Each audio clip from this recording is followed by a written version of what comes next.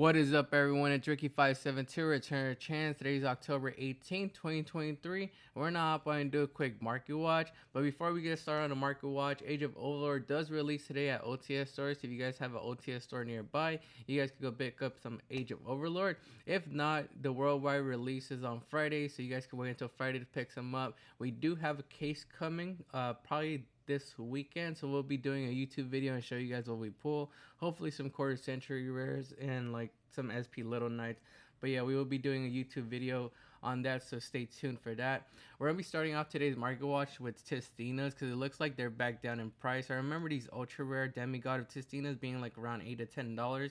Now it looks like they're back to like the $2 price point. Then these crystal gods were hitting like a high price point of like $6, and right now they're back at $3. The demigod quarter centuries, I think I saw them around like $60 a couple weeks back when they were hyped up. Now we have them back down to like the $40 price point. And crystal god Testina is back at $30-ish. Let's see, what was it at its lowest? At its lowest, it was around 30. Yeah, back down to like the price it was. I think I saw this around like 40, 50, but it looks like it's around 30 right now.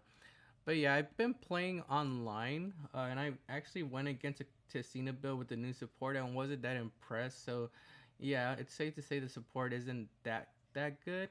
Let me know how you guys feel about this new support though, or if you guys found like a deck build that makes it work.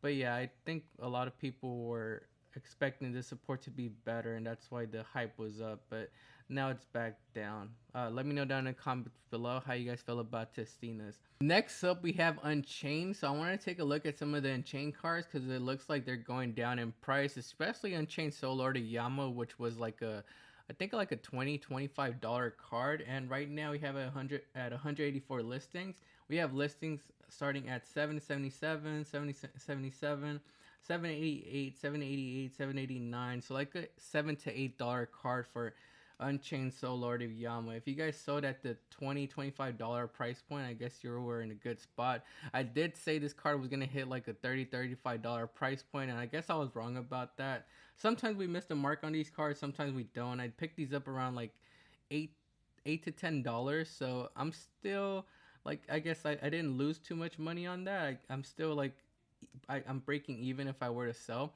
but I guess I'm gonna hold these until the next price increase. Hopefully someday they go back up in price. We have Unchained Soul of Rage also going down in price. This was hitting like a high price point of like 25 to 30, I think, at one point. And right now we have it at 102 listings. We have listings at 1275, 1293, 1294, and 1298.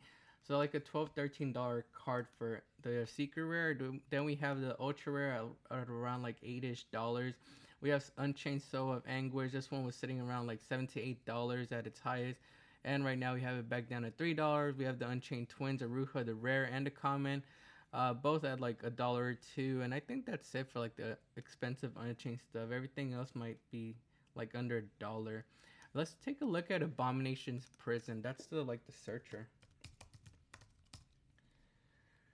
So it looks like Abomination's Prison is also going down in price. This one was hitting a high price point of like $40. This one was like up at $30, $35. The secret right now, you could get it for $22.99, $23, $24.93, $24.94, and $25. Let's take a look at the ultra rare now. The ultra rare looks like it's sitting around $17.97, $16.98, $17.98, $17, and $17.48. So like around the, I guess, $17-18 price point. If I were you guys, if you do want to pick up Unchained, since a lot of the other stuff is cheap, I would wait for Abomination's Prison to go down in price. I feel like these are going to hit like the $10-15 price point again, since a lot of the stuff has been going down. So I would have waited to pick them up then. But I mean, like the other Unchained stuff is pretty cheap at the moment. So if you do want to pick up like the other stuff, you guys could go ahead and pick up the other stuff. Just wait for Abomination's Prison to go down in price. But yeah, I missed the mark on the Unchained Soul Lord of Yama. Hopefully one day it goes back up, but I did miss the mark on that one. Next up, we have Chimera, the King of Phantom Beast. So I wanted to mention this card because we do have the new fusion coming out today, and I guess this week. 125 listings on the market. This card is at $14.50 1472, 1473, and 1473. So like a $14-15 card right now. But I feel like a lot of people might look into this card and picking up this card once they see what the new Chimera Fusion monster could do for a couple decks. It could dump a beast, it could dump a fiend, or an illusion type monster into the graveyard. So it could be something that could be teched in a couple builds, but we'll see how it does. But right now we have this at $14-15, which I think is a good pickup if you ask me. Next up, we have the Gimmick Puppet Nightmare. So the Gimmick Puppet Nightmare looks like it's gonna gain some popularity since a lot of people are leaning towards like the regular branded build. I've been seeing a couple more top for like the regular branded build over the past couple weeks. So let's see, we had this at a high price point of like 17-ish dollars, 15-ish dollars. Then it dropped down to like the $9 to $10 price point. It looks like right now we have them at 10, 11, 11, 11, 15, $11 and $12. So 38 listings on the market. So it is starting to go a little bit back up, I guess by like $1 or $2. But you might see this gain some more popularity since more people are leaning towards the regular branded build rather than the Chimera branded build. But we'll see what happens with the new Fusion monster. Once we get the new Fusion monster, we'll see if more people lean towards the branded Chimera build. But yeah, Gimmick Puppet Nightmare might be something you want to pick up before it goes back up in price again. We have Jet Synchron also. This one is another card that's been gaining some popularity because of the Diabostar engine. So the Diabostar engine could basically turbo out Jet Synchron, and it's one of the generic fire level 1 monsters that's available in the game. I know that Dragon Link has been incorporating this. We have the super rare from the structured deck. It was, let's see, at a $5 price point. Right now we have it heading back up. 35 listings on the market. We have listings starting at 615, 631, 633, 633, 650, 774, and that's basically 5, 6, 7, like $8. So it is starting to trend upwards a little bit. We do have a budget version available. I think it's a common. If you don't want to pick up the new the super rare, we do have the common available right here for under $1, so you guys could test it out and see if that works in your builds if you are planning to use the Diabostar engine. But yeah, we do have this common available, but the super rare is going back up in price because of the Diabostar engine. We have Supreme King Darkworm gaining some popularity as well. This was hyped up a couple months back when we were when the Age of Overlord set was announced, and we were announced that we're getting some new Supreme King support. So right now it's trending back up in price since it is releasing soon. We have this. Let's see, we had this at $5 back in September, and right now we have 32 listings on the market. We have listings starting at $809, $834, $923, $935, and $939 on the first page. So they are starting to go back up to the $10 price point. We do have commons available for my budget players if you guys don't want to spend money on a secret, so you have that option as well.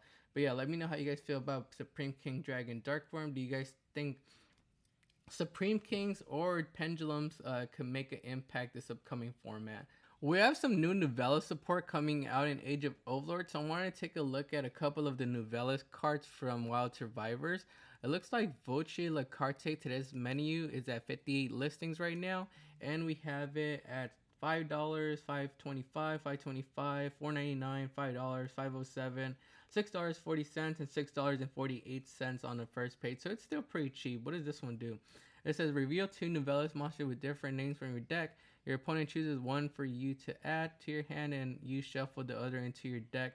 Then you can add one of these cards from your deck or graveyard to your hand based on a monster type added to your hand by this effect. So it lets you add, and it lets you add a monster, and I guess it then lets you add I guess this is going to be one of the ritual spells: a Beast Warrior, Resate the Poison, the Fish Recipe, and then Warrior Resate the Viande, the meat recipe.